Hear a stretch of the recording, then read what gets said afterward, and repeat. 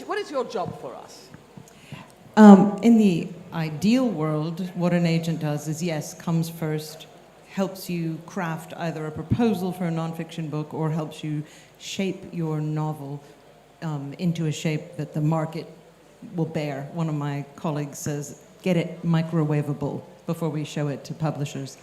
And then a good agent will also stay there and hold your hand. They're your one support that should stay with you all your days, because editors leave and publishing houses merge and get sold and close your imprint and, you know, all sorts of things. But your agent should be the one person that stays with you. How I came to be one was the old-fashioned way, where you used to be an editor. You worked in-house at a publisher, and then you either felt called to be an agent, or sometimes people get their imprints closed and they become an agent. But increasingly, the marketplace is changing because young agents often come up now by starting at an agency. So that brings a different relationship. All they're ever doing is selling and learning how to sell. Whereas if you've been an editor, if you've been on that side of the desk, then you know what pressures an editor is under when they're dealing with your author. Sorry, can someone do me a favor? Could you ask the people at the back to have their conversation somewhere else? It's so distracting. Could you? It's the... Oh, good. Well, they heard that. All right. Where were we? So the thing about an agent is an agent understands where to place a book. Would that be right? And so often when I hear that people have been turned down multiple times, you'll sometimes read in the newspaper that this great, fantastic book was turned down multiple times. And this is a sign that, you know, I don't know, it's like the Beatles being turned down all those times, right? Publishers don't really know what they're doing. And I often say, well, actually, you'll probably find that the author went in without an agent. And what was happening was that the book was going to the wrong, it was landing on the wrong desk. People were sending young adult books to, you know, editors who only have lists that deal with, I don't know, nature writing or biographies. So what an agent does is they know exactly which publishing houses are interested in what kinds of books, right? And this is what my agent does. He knows exactly who to go to. He's cultivated those relationships. And so when your book is ready, and we will, between us, make a decision about, are we going in before I've written the book, right? Are we going to say this is going in at proposal stage? Are we going in, and people often ask me this, do I have to write the whole book before I get an agent, or do I have to, some agents want 3 chapters to see 3 chapters, some want the whole book. I certainly, at this point, with certain kinds of books, go in at proposal stage. Yes. If I need to raise an advance to do the work. It's interesting. You do need to write your entire first novel before an agent can sell it, but you may not have written it before your agent takes you on. Or your agent might have noticed a short story, or might have read a column you wrote in a magazine or a newspaper and approached you. There's a lot of ways to get with an agent. The easiest one is where the agent gets with you, you know, but finding one, I know, I'm just leaping straight into finding one, I know is the challenge, and it's the thing that authors find most discouraging. I mean, getting turned down by multiple publishers is discouraging, but at least your agent's working on it. Getting turned down by multiple agents is much more crushing, and a lot of authors spend their time doing that. And you can query multiple agents at once, but then they might not answer you for 2 months, 2 years. You know, there are authors that I've lost because I went back to them late.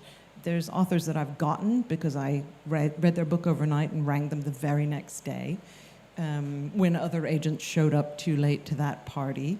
Agents, we call it a beauty contest if a bunch of agents are chasing one particular author. But I know this is the kind of stuff that's like a fantasy. You send your novel out and 6 agents are ringing you. That's the dream, and it doesn't happen that often. And frankly, it often happens not so much because everybody loved your beautiful writing, but because you have 1 million people looking at you on TikTok, you know. So the commercial side of it cannot be ignored when agents are involved. But the ideal thing happens is when an agent reads your novel and they're like, I really love this. It speaks to me. I know what to do with it. I know who wants to see it. I already have a submission list in my head. And that's when, it's almost like a marriage. It's like we've been dating while I was reading your book. And then the agent's like, oh my God, let's put a ring on it. and then I guess the wedding is when we get you a publishing house. But I want to go back to saying how discouraging it is to look for an agent. I was going to say to you, do authors need an agent? I know you started off saying that they do, but do they have to? What if they can't get one? I mean, you can get published without an agent. Many people have been published without an agent. But the question is, there are aspects of the business that agents deal with, which I am neither equipped to deal with nor do I wish to deal with, right? Negotiating foreign rights, negotiating rising royalties, going into battle with you. So Nee Parks told a story about an afterword that was going to be contained in his book of stories, African Stories for Children. And he and I have the same agent. And Nee was really unhappy about what the publisher wanted to do. And, our agent, David Godwin, went into bat for him. So, you've got a wingman, you've got someone on your side. And, I've had lots of moments with publishers where they will override an author, right? You're just an author, but an agent represents a lot of people. And so an agent has an awful lot more clout in those circumstances. So I would say if you really can't find an agent, go ahead anyway, but get an agent as soon as you can.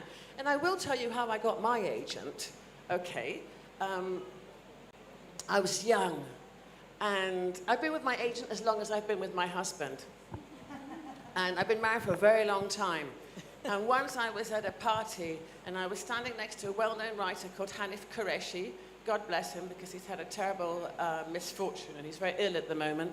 But I was standing next to him, and there's two men across the patio. And I said, one of those men is my agent, and one of them is my husband. And I said, if they walked over to me now and they said it's either me or him, I honestly wouldn't know which one to choose. And Hanif Qureshi turned around to me and he went, the agent, every time. He said, I've been more faithful to my agent than any of my wives. So the way I got my agent, I kind of wondered, do people hustle anymore? So what I did was, I didn't know anybody in publishing. I didn't know any agents. I had no connection to this world whatsoever. And I came across a young woman who did work in publishing, but she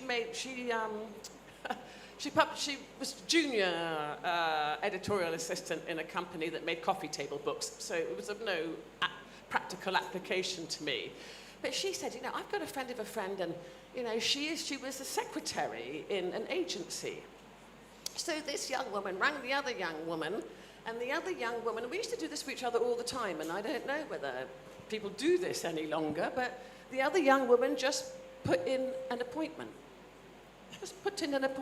Aminata Fauna, 11 o'clock.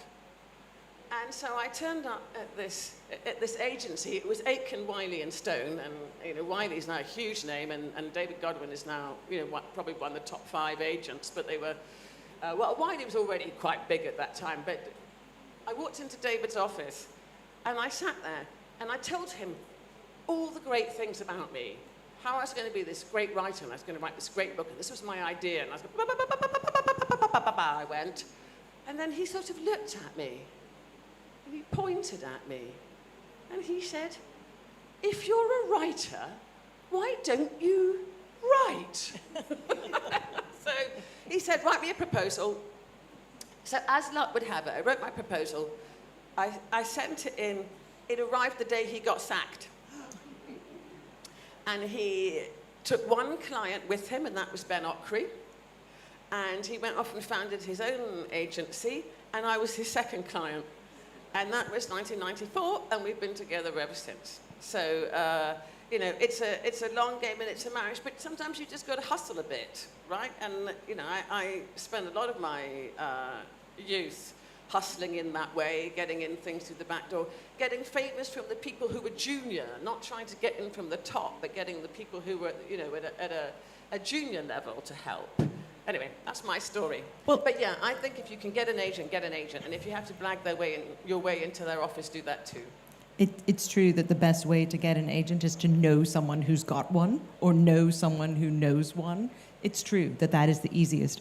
And I know for a lot of writers sitting alone, writing their book for years, sometimes by themselves, they're like, that's impossible. And I sent out endless queries and they never even answered me, or they said, oh, I'll look, and then they never answered me. And that really does happen all the time. And I do it too. Unsolicited queries that come into my inbox that are just, dear agent, I just hit delete, delete, delete, unfortunately. It's a bit like publishing. You know, you've also got to look for the agent who is interested in the work you do. So one of the things I say is go to a bookshop, pick up all the books of the authors whose work is in the field that you are in, right? So let's say it's nature writing is your thing, or young adult fiction. Go get your favourite books and the ones that sort of, you know, are within the framework of yours. Look in the acknowledgements. They always thank their agent, unless for some reason they hate them, but they always thank their agent. Find out who the agent is. So target it. Yes. Right? Target it to the right agent. And then they're not hard to find. If you go and you look and it says, thank you to my lovely agent and friend David Godwin, you can find David Godwin. It's not hard. And you Especially can be nowadays. like... Yeah, exactly. And I have taken on authors that way, where they wrote specifically to me. I know that you're the agent on this book of this author. I love this book. My work is similar in that. You know, like, and I know that you are the agent on this other book. Like, a man wrote to me once, long ago, telling me that and sending me concurrently the manuscript for his book. And we were together for 6 books until he unfortunately died. And it was one of the few things I'd ever plucked it out of. But it wasn't Dear Agent. It was Dear Sharon. And it was like, here's why I think you're the right agent for me. And I think agents are susceptible to that the same way you might be if someone's like, I'm in your biology class and I sit behind you and I just wanted you to know that, you know. Okay, so they're not stalking, but... That's where she's going with this. But the other thing an agent does for you when you say, can a writer manage it without an agent? Yes, but the other thing an agent does, I check in with my agent all the time and he checks in with me, right? And we figure out, where are you with the book? What are you thinking of writing next? When I'm not writing, I get a little bit irritable. And so I write all the time, basically.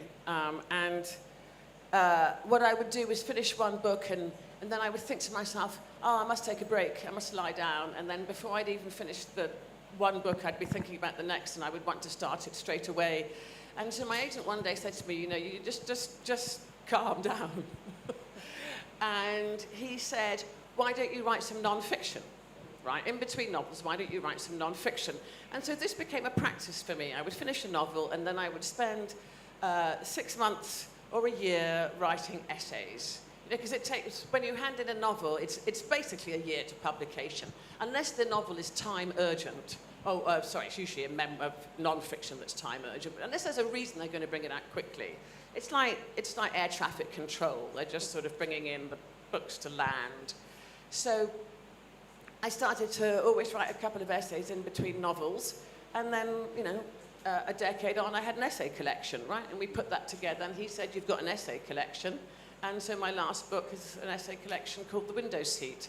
So I found that very helpful. And he stopped you from spinning your wheels between novels, you know, that you were actually... And the other thing is, when I very first met him, we sat down and talked about what kind of career I wanted, right? And he said, what do you want? And I said, I want to be writing when I'm 90 years old.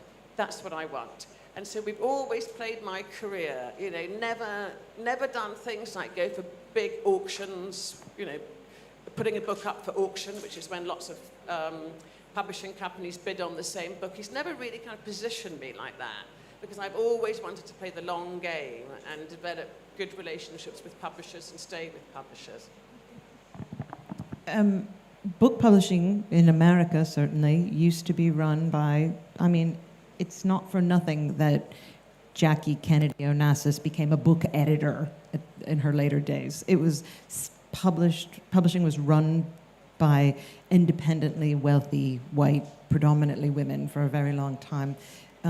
It's taken a very long time for it to change, and I was not one of those independently wealthy people. You know, like the easiest way to be an agent is to have a partner with a very good job, but but those who are just trying to make their way up, you know, being a book editor, being an agent, you tend to do it because you love it, because you don't get paid much to start in any of these jobs. So the people who are in book publishing tend to be quite passionate about it. But on the other hand, they're also human and they get behind, and editors don't answer for a really long time. Agents don't either. And I know that from the exterior, and I say this to my writers all the time, the process looks very opaque, you know, and it's like, wow, you told me to send you this. I sent you what you said. You never even answered me. You know, why is this? It drives authors crazy. But it's a big amorphous mass, you know, it's a big ecological biosphere where different things are feeding on each other. And I know that authors think that it's impossible to break into, and that once you get in there, the cards are stacked against you, and that's true in some ways, but I think what I'm saying is it's flexible. You know, like sometimes somebody comes to me, I love them, I know what I'm going to do with them, I send them to the editor buys them right away, and we're done. And it was a love fest, and everybody's happy. And other times, I take on a book I'm passionate about, and I'm trying to sell it, sometimes literally for years. Sometimes I never get it sold, and other times, it might be 3 years later, and I'll be like, you're never gonna believe it. And then we cry, you know, like, so I'm assuming any questions some of you might have in your head, but I want to say that if agents keep turning you down or ignoring you, it's a long-lived business, book publishing. And the thing that Wole Soyinka finished up with the other day when he was like, just keep getting your rejections, keep writing for literary magazines. Like, you have to keep going, and there often is light at the end of the road, even if it's years ahead. We decided we were not going to talk for too long. We're going to let people ask questions. So if you do have any questions, would you step up to the mic? But to add to that, I would say, you know, you have to have a pretty thick skin for this industry. A very well-known agent turned me down once, and not only did he turn me down, he gave me all the reasons why. Oh dear. And they weren't very polite either, so. I know an agent who won't take on people and will tell them, I'm not going to get 6 figures for you. This is the same agent who takes a percentage of her author's prizes when they win a prize. Yeah, exactly. That's what I did. Yes, sorry. hello. In this day of the internet, it's easy to have a number of boilerplate email messages ready. Why is it that so many agents don't have the courtesy to send a rejection note to an author's application? It's a good question, and a lot of times authors also want to know why editors didn't have the courtesy to answer an agent when we've sent them a submission.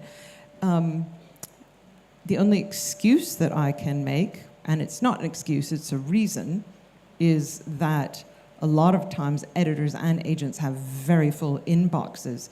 And part of the problem, I think, with answering everyone who comes into your inbox is, in the internet age that we live in, which also makes it equally easy to get to people, means that a lot of agents find sometimes they'll have bothered to write a courteous rejection to a person, and then that person will post nasty things about them all over social media and quote the thing that they said.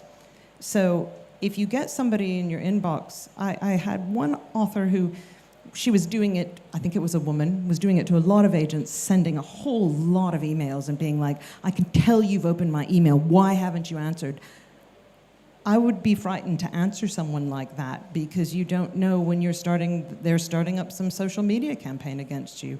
So some of it is just the same ecosystem that makes it easy for people to get to you, makes it easy for people to attack you, and a lot of agents don't want to play ball in that field. On the other hand, some people just aren't good at managing their email. And so if somebody's bothered to write to me personally, and then I will generally come back and say, either the truth, I don't work in this genre, or sounds so interesting, but I'm not taking on new clients right now, or just whatever is the reason. And sometimes that results in a courteous exchange of emails. And sometimes I'll give them advice, I'm like, this sounds like a really good book, but I think it's going to be a hard sell, and I think you should consider self-publishing. Self-publishing used to be really negative. It was like, if you paid for it, it was called vanity publishing. We don't call it that anymore. It's not called that. It's called self-publishing. And when all of the formal routes seem closed to you, it's still an option. And you do it on something like Kindle Digital Publishing. It's inexpensive, it looks professional, they have print on demand. And if people are out there trying to buy a book, they can find you. And sometimes people, I call it backing into book deals, they'll do that. Lots of bestsellers, including a lot of rubbish like the E.L. James 50 Shades of Grey, but that came from self-publishing fanfic. And they found her and turned her into it. So there's a lot of routes, and it's not just the old-fashioned courtesy of sending someone a letter and they answer and you enter into a relationship. It doesn't always work that way. Courtesy is great, and I ascribe to it myself, but it's a big industry and a whole lot of people managing things, and it doesn't always work.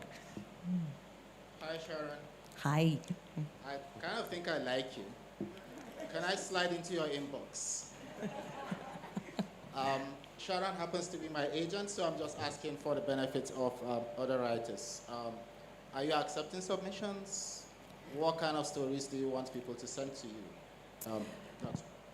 I am, and if you go and look me up online at the larger agency I'm affiliated with, I have a small boutique agency, Miller Bowers Griffin, with some colleagues, but as time has gone on and one of my colleagues is going to eventually retire, I'm affiliated with a much bigger agency where I get a lot more services and a legal department and so on, foreign rights department.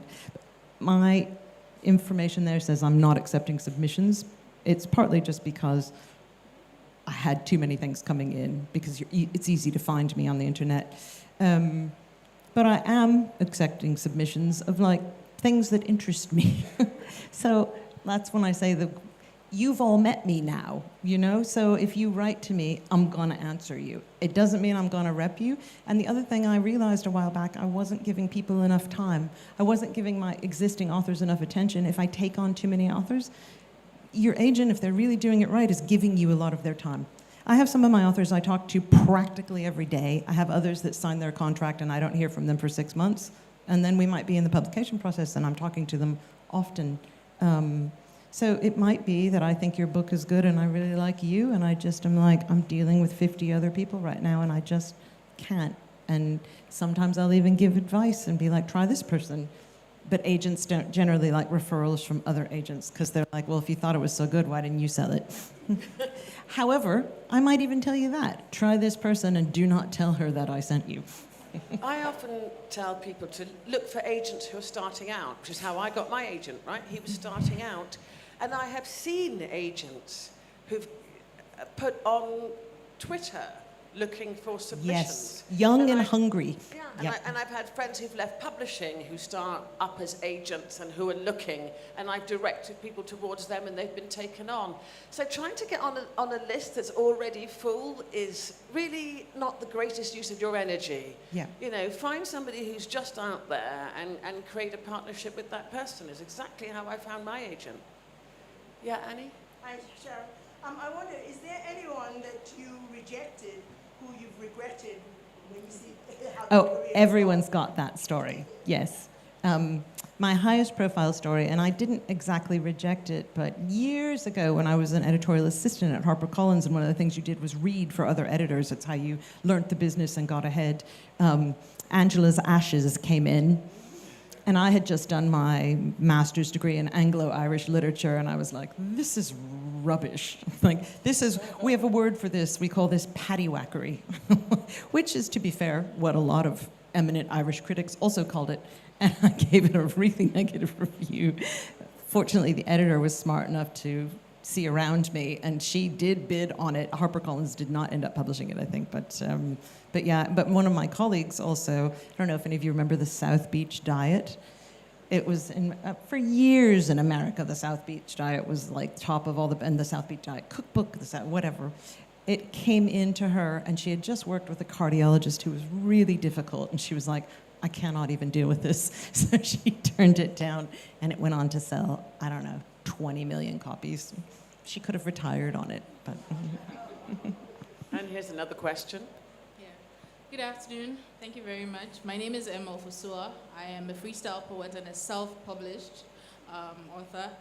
I have two questions. The first is, what should writers who are looking for agents do to make themselves marketable? You mentioned the commerciality part of it and the fact that it's important to, or it's a necessary element agents consider in picking on authors. So what are some of the things that people should consider in making themselves marketable? And the second part is, you also mentioned the fact that there are commissions and other elements that are taking. So I ask, what is a typical contract, or what's an idea of a structure with an agent like? Thank you. You mean by commissions, you don't mean an editor commissioning your book, you mean the commission on a book deal? Yes. Yes. The typical structure of an agent, and I will say, you should not ever be paying an agent anything. Like, real, live, legitimate agents don't get paid until you get paid, and we get paid. America, we have always taken 15%. A lot of UK agents used to take 10%, but I understand a lot of them are creeping up to 15 just because cost of living and so on. I always describe it to authors as the mythical 100,000. If we got $100,000 for your book, the agency's going to take 15,000. And if it's a larger house, it's also going to be paid out in increasingly smaller portions. You know, the Penguin Random House pays out in a quarter, only 50% of which comes pre-pub. So they're basically never out of pocket on your book, you know, because they already know what they've sold or pre-sold before they pub and pay you the rest of it, including the final payment being 12 months after pub. Does the UK do that too? No. Yeah. We do...